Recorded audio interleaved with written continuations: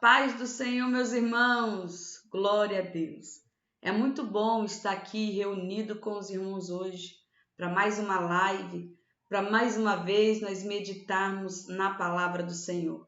Eu quero agradecer a todos os irmãos que já estão aqui comigo e eu quero te fazer um pedido: compartilhe essa live, me ajude a ir mais longe com a palavra de Deus. Se você não é inscrito, se inscreva no meu canal. Deixa o seu like para a relevância do canal e assim junto nós crescemos na graça e no conhecimento da palavra de Deus. Eu conto com a sua ajuda, com a sua colaboração, é muito importante para mim e eu tenho certeza, irmãos, que assim como você precisa ouvir a palavra de Deus, eu preciso ouvir a palavra de Deus, existem pessoas também que precisam ser alcançados pela palavra do Senhor. E você pode ser um contribuinte compartilhando esse vídeo, essa live para a palavra do Senhor e um pouquinho mais longe. Amém? Glória a Deus. Eu tenho uma palavra de Deus para você. Essa palavra ela está fervendo no meu coração e eu tenho certeza que o Senhor vai falar com você nessa noite. Amém? Você que está com a sua Bíblia e gostaria de acompanhar, vamos ler o livro de Marcos no seu capítulo 10. E no versículo 17 a seguir. Nós vamos ler alguns versículos, mas se faz necessário para o bom entendimento da palavra de Deus. Diz assim, Marcos, capítulo 10, e no versículo 17 a seguir. E pondo-se a caminho, correu para ele um homem, o qual se ajoelhou diante dele e lhe perguntou: Bom mestre, o que farei para herdar a vida eterna? E Jesus lhe disse: Por que me chamas de bom? Ninguém é bom senão um, que é Deus. Tu sabes os mandamentos: não adulterarás, não matarás, não furtarás, não dirás falso testemunho, não defraudarás alguém, honra o teu pai e a tua mãe. Ele, porém, respondendo, lhe disse: Mestre, tudo isso tenho guardado desde a minha mocidade.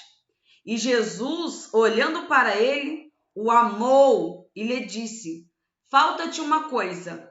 Vai, vende tudo quanto tens e dá aos pobres, e terás um tesouro no céu. E vem, toma sua cruz e siga-me. Mas ele, pavoroso desta palavra, retirou-se triste, porque possuía muitas propriedades. Retirou-se triste, porque possuía muitas propriedades. É interessante que todo pregador diz que toda pessoa que vai até Jesus, ela sai como? Alegre e feliz. Mas a Bíblia está dizendo que este homem saiu triste da presença do Senhor Jesus. Por que esse homem saiu triste da presença de Jesus? Eu olho para ele e eu gostaria de enfatizar nesse momento um pouco das suas qualidades. Por que Jesus amou esse homem? Primeira coisa que faz Jesus amar esse homem, eu acredito que é a sua preocupação. Esse homem é um homem rico, não lhe faltava nada. Ele possuía muitas propriedades, é a própria Bíblia que diz. Mas ele sabia que existe algo, faltava-lhe uma coisa que o dinheiro não compra. Que as suas propriedades não adianta trocar ou fazer qualquer barganha. Nada do que ele tem lhe adianta para aquilo que ele não tem e que ele gostaria de possuir. E isso se chama salvação da sua alma. Ele tinha uma grande preocupação com a salvação da sua alma. E eu fico pensando, por que ele tinha preocupação com a salvação da sua alma? Porque então ele era uma pessoa conhecedora da palavra de Deus. Ele entendia acerca da palavra de Deus. Tanto é que Jesus olha para ele e vai dizer: falta-te uma coisa. Quando Jesus menciona para ele, conhece os mandamentos? Olha a fala dele. Porém, respondendo-lhe, disse: Mestre, tudo isso tenho guardado desde a minha mocidade. Se tudo isso ele tem guardado, todos os mandamentos, desde a sua mocidade, então ele é uma pessoa que conhecia a palavra de Deus. E isso me faz entender o porquê da preocupação da salvação da sua alma. Ou seja, a primeira qualidade nele que Jesus ama ele é o fato de preocupar com a salvação da sua alma. Por quê? Porque na geração que nós estamos vivendo, as preocupações são inúmeras sobre muitas coisas. Sobre a nossa casa, sobre o nosso trabalho, sobre a nossa família, principalmente dos jovens, que caminho vai seguir, que faculdade vai cursar, em que ele vai se formar, em realizar os seus grandes sonhos, que é adquirir uma casa própria, um apartamento próprio, se ver livre da casa do pai e da mãe, enfim, adquirir sua independência. É a grande preocupação da maioria dos jovens dos dias em que nós estamos vivendo. Mas esse homem, porque o texto vai dizer, o título do texto, o jovem rico, mas quando nós lemos o texto, já vai dizer que ele é um homem formado, ou seja, ele possui muitas propriedades, ele é um homem rico, então não lhe falta nada. Ele não tem com que se preocupar. A sua única preocupação é acerca da sua salvação. Essa eu vejo como a primeira qualidade que faz Jesus amar esse homem ou esse jovem, é porque ele se preocupou com a sua salvação. A segunda qualidade nele é que ele era religioso. Jesus vai dizer para ele, a preocupação dele, primeiro, o que farei para herdar a vida eterna? E Jesus vai dizer para ele, conhece os mandamentos? Não matarás, não furtarás, não defraudarás ao teu próximo, honra ao teu pai e à tua mãe, aleluias. Mas a Bíblia vai dizer que ele vai olhar para Jesus e vai dizer, bom mestre, tudo isso tenho feito desde a minha mocidade. Quantos cristãos que nós conhecemos, pessoas que se dizem evangélicas, que não seguem o padrão desse jovem, que não segue todos esses mandamentos. Mas a Bíblia vai dizer que ele seguia, ou seja, ele é um jovem religioso. Tem muitas pessoas que são religiosas e que não têm preocupação com a sua salvação, porque pensam que religião salva alguém. Mas esse jovem entendia que religião não salva. Porque se ele achasse que religião era sinônimo de salvação, ele não perguntaria a Jesus o que ele faria para herdar a vida eterna. Então ele sente que falta algo mais. Precisa-se de algo mais. E ele tem a curiosidade de saber o que é. E o que faltava, o que precisava, é só Jesus que podia lhe responder. O dinheiro não vai me trazer o que eu sinto que falta. O dinheiro não vai suprir a necessidade que eu sinto que falta. E eu estou vendo que a religião também não.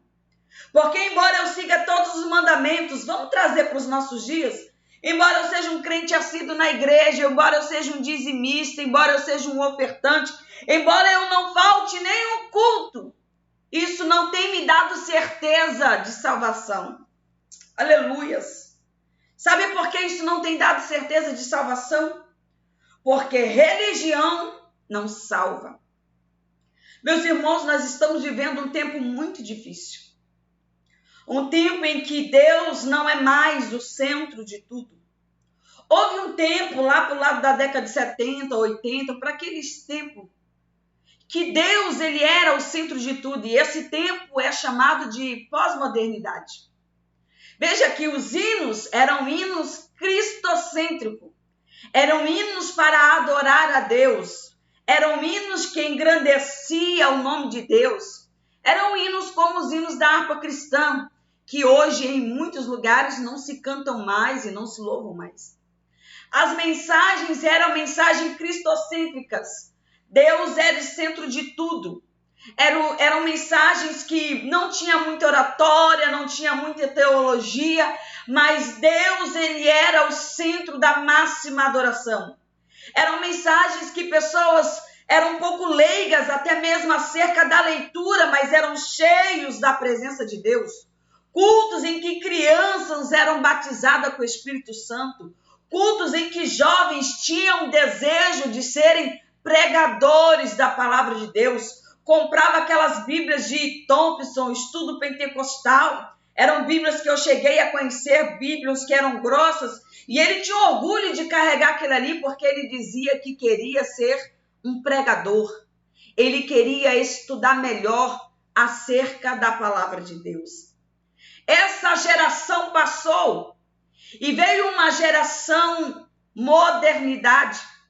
E nessa geração da modernidade, Deus não é mais o centro de tudo. O centro de tudo agora é o homem.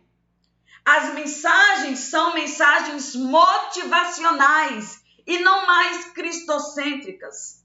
Os cultos não são mais cultos, são coach. E os louvores são pregações acerca de vingança.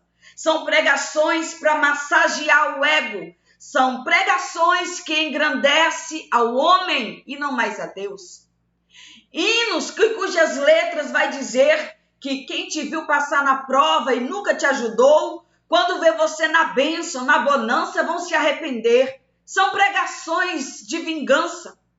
São hinos que não engrandecem, não exaltam o nome de Deus, porque o desejo de Deus não é nunca que você se vingue ou sobressaia aos seus inimigos. Mas esse tempo, então, passou. Aí você vai me dizer, mas passou, missionária? Passou.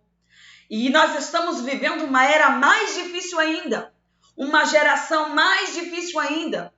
E talvez você me pergunte, pode uma geração ser mais difícil do que essa geração da modernidade, em que o centro de tudo agora é o homem? Pode. Nós estamos vivendo uma geração que o centro de tudo agora são as máquinas. Pessoas deixam de ir para a igreja agora por causa das máquinas.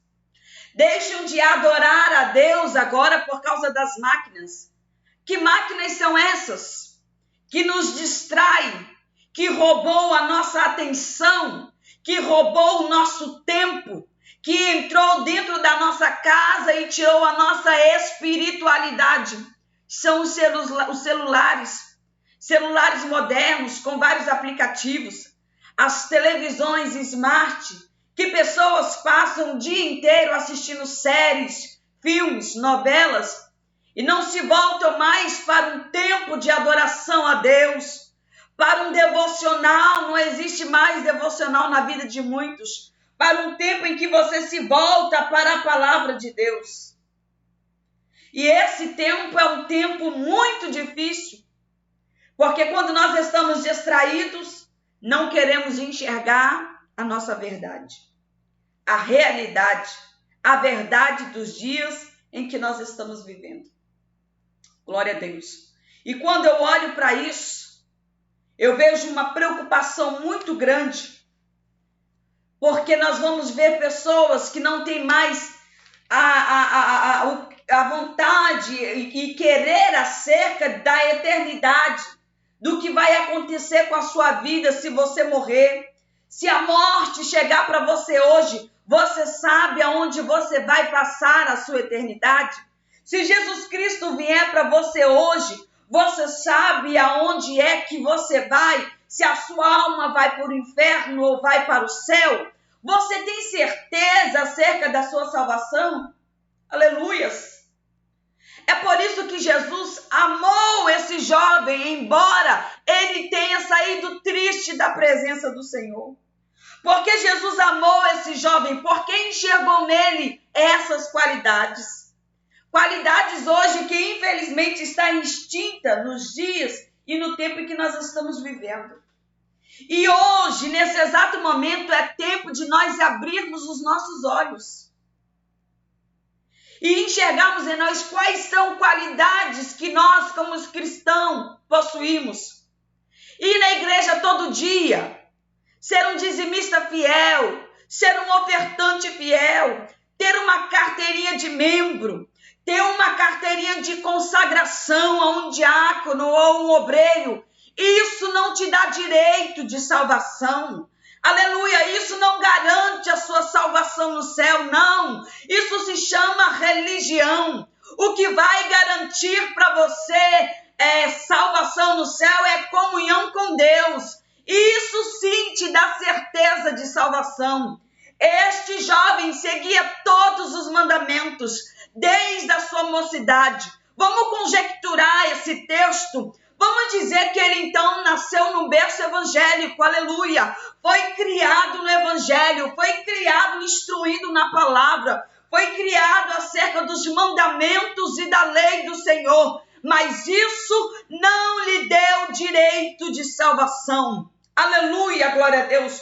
Quando nós lemos a palavra do Senhor no livro de Lucas, no capítulo 16 e no versículo 19, nós vamos ver a respeito de um homem que achou que dinheiro salvava, que a sua classe social lhe garantia salvação e que a religião também podia lhe salvar. Esse homem é um homem chamado Lázaro. A Bíblia diz, ou melhor dizendo, esse homem é um homem que a Bíblia o chama de rico.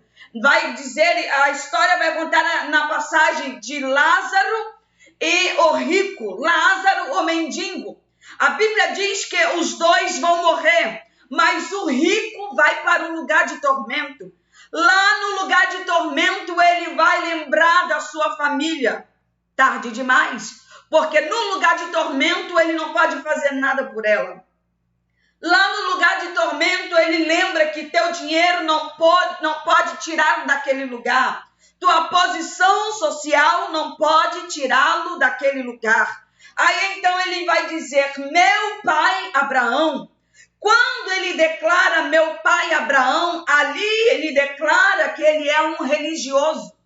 Por que um religioso? Porque só chama Abraão de pai quem é um judeu de raiz. Então, quando ele declara meu pai Abraão, quando ele confessa a sua religião, ele está dizendo, eu sou um judeu de raiz. Eu conheço as 613 leis da Torá. Todo sábado eu estava em uma sinagoga. Mas o que isso lhe adiantou? Que certeza de salvação isso lhe deu? Nenhuma. Aleluias. Por que nenhuma? Porque a Bíblia diz que ele morreu e foi para um lugar de tormento. Então nós devemos nos voltar à palavra do Senhor. Começamos a nos preocupar com a salvação na nossa alma. Você precisa fazer isso em vida. Você precisa fazer isso como aquele jovem. Independente do seu dinheiro e das suas propriedades, a Bíblia diz que Jesus o amou, porque enxergou nele essas qualidades. E a maior delas é a preocupação com a sua salvação. Aleluias. Você tem estado preocupado com a sua salvação? Você tem certeza da salvação da sua alma? Qual é a tua preocupação nos dias em que nós estamos vivendo? Hoje, no dia que se passou, qual é a tua preocupação? Preocupe-se com a sua alma. Porque o maior patrimônio que um cristão, que um ser humano pode ter, é você colocar a mão no teu peito e dizer, eu sou salvo. Eu sei aonde eu vou passar a minha eternidade. Aleluias. Mas agora eu quero falar por que um jovem de tantas qualidades, aleluias, conhecedor da verdade, preocupando com a sua salvação, saiu triste da presença de Jesus? Se Jesus lhe respondeu a sua pergunta, falta-te uma coisa. Vende o que tu tens, dá aos pobres, toma a sua cruz e siga-me. Por que ele saiu triste da presença de Jesus? Sabe por que ele saiu triste? Porque essa era a sua estrutura. O problema dele não era ter dinheiro. O problema dele era amor ao dinheiro. O problema dele não era ser rico. O problema dele era amar as suas propriedades. Porque Jesus vai dizer, vende o que tu tens. Dá aos pobres. Toma sua cruz e siga-me. Será que Jesus queria que ele ficasse pobre? Será que a intenção de Jesus é dizer que somente os pobres vão para o céu? Não. A Bíblia, no Salmo 35 e no verso 27, vai dizer que o Senhor ama a prosperidade dos teus servos. Jesus enxergou nele algo que nem ele mesmo enxergava, que o problema dele estava no amor ao dinheiro. O dinheiro era o seu senhor. É por isso que Jesus vai mexer na sua estrutura. É engraçado, né? Costumamos a louvar um hino quando dizemos: mexe com minha estrutura e sara todas as feridas. Meu irmão, quem falou que mexer na estrutura de alguém é sarar a ferida de alguém?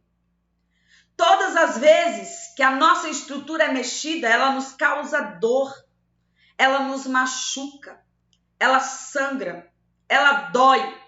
E é por isso que esse jovem não permite Jesus mexer na sua estrutura. Era só isso que lhe faltava. A intenção de Jesus era provar para ele mesmo que o Deus dele não era quem ele pensava servir e adorar seguindo os mandamentos, não. O Deus dele era a sua riqueza, era o seu dinheiro, era a sua propriedade. Era isso que Jesus queria fazer enxergar, e é por isso que Jesus mexe na sua estrutura. E quando Jesus mexe na estrutura dele, mexe com a estrutura dele, ele vai sair triste. Por que ele sai triste? Porque foi no lugar onde feriu, foi no lugar onde machucou.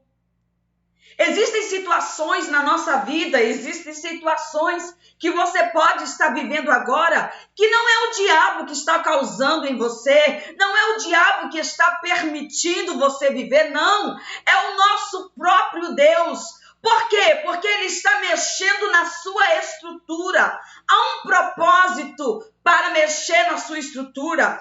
Ele quer fazer você viver o que você nunca viveu, enxergar o que você nunca enxergou, experimentar o que você nunca experimentou. Mas você não vai conseguir viver isso porque nós vivemos no comodismo da religião, no comodismo da nossa vida espiritual, naquela mesma mesmice do conforto do nosso lar, da nossa casa. Aqui tá bom, eu não quero experimentar algo novo, porque possa ser que eu venha sofrer, possa ser que eu não venha gostar, então eu prefiro ficar aqui, nesse meu mundinho. Aí, de repente, você começa a passar por grandes lutas, por grandes provações, a viver o que você nunca viveu. Aí você vai chorar, aleluias. Aí você vai espernear, você vai gemer, porque mexer na estrutura dói, mexer na estrutura sangra, mexer na estrutura nos incomoda, tira totalmente a nossa instabilidade, mas você precisa entender que há um propósito quando a sua estrutura é mexida. Há um propósito para tudo isso. E agora você não vai entender, mas depois que você experimentar o que vem depois que a sua estrutura é mexida, você vai glorificar e engrandecer o nome de Deus. Aleluias! Por isso eu quero te dizer, é necessário, aleluia, mexer no teu ninho, mexer no teu lugar seguro, mexer na tua confiança, mexer no teu ego, mexer naquilo que você mais gosta, mexer naquilo que você confia, para então você enxergar que há um propósito muito maior, algo muito maior na sua vida espiritual, sim, no teu ministério, no que você está vivendo. Glória a Deus, eu sinto a autoridade de Deus nessa palavra. Aleluias. Não faz muito tempo, passou uma reportagem no Fantástico acerca do gavião real. Depois, se você quiser, você tem liberdade de procurar acerca. E eu achei muito interessante essa história porque se enquadra perfeitamente nessa mensagem. Sabe qual é a história? A história vai dizer que, ainda no verão, o gavião real vai procurar um lugar bem alto, nas montanhas. E ali ele vai fazer o seu ninho. E ali vai chocar os seus ovos. Então, depois de 2 meses, depois de 6 meses, o seu filhote já tem tamanho de um gavião adulto. Mas mesmo assim, a mãe ainda continua pegando o alimento e colocando no seu bico. Mesmo com 6 meses, mesmo o seu tamanho já sendo grande. Enquanto a mãe vem e coloca o alimento no teu bico, o pai tenta lhe ensinar algumas coisas. A história diz que o pai vai pegar suas garras e vai ficar passando na pedra ou na árvore, no lugar onde ele fez o ninho, para mostrar para o seu filhote que as suas garras têm força. O gavião real vai começar a bater as suas asas para mostrar para o seu filhote que ele pode voar. Ele vai pegar o seu bico e vai ficar batendo na pedra para mostrar que no seu bico tem força. E isso durante 6 meses. E o filhote está olhando, está observando, mas não toma nenhuma atitude. Então o pai está entendendo que o filhote está muito acomodado ali no seu ninho. Sabe o que é que ele vai fazer? Ele vai pegar o seu bico e ele vai destruir todo o ninho. Sabe o que eu fico imaginando? Eu fico imaginando o semblante do filhote, olhando para o seu pai, que ele ensinava, que ele orientou. A única referência que ele tem desde quando nasceu está ali agora destruindo o seu ninho. Talvez ele gritasse, talvez ele esperneasse: o que você está fazendo? É aí que eu me aqueço do frio. É aí onde eu me escondo, onde eu tenho medo. É aí onde eu me sinto seguro. É aí que eu sou alimentado. É aí que é o meu conforto. É aqui o meu lar, a minha casa, é tudo que eu tenho e você está destruindo o meu ninho. Talvez naquele momento ele achasse que o pai estava usando de maldade com ele. Que o pai então não amasse mais a ele, que o pai então não tivesse um carinho por ele. E detalhe, depois que o pai destrói o seu ninho, ele bate asas e voa, vai embora, juntamente com a sua companheira, e o filhote vai ficar ali sozinho, totalmente frágil, debilitado, com o seu ninho destruído. Só que a imagem de frágil e debilitado passa só na mente dele, aleluias. É o que vem bloqueando ele, é o que vem impedindo ele de crescer. Então ele percebe que ele só tem 2 escolhas. Ou ele vai bater asas e voar, ou ele vai morrer. Então ele agora escolhe bater asas, seguir o que seu pai lhe ensinou, fazer o que seu pai lhe ensinou, e ele começa a voar. Quando ele começa a voar, ele começa a ficar aliviado. E ele agora começa a voar sobre a floresta e ele vai enxergar uma floresta linda, maravilhosa, que ele nunca enxergou quando esteve no seu ninho. Ele começa a observar e ele vai enxergar alimentos frescos, que ele mesmo pode pegar e se alimentar, que ele nunca comeu, porque ele nunca saiu do seu ninho.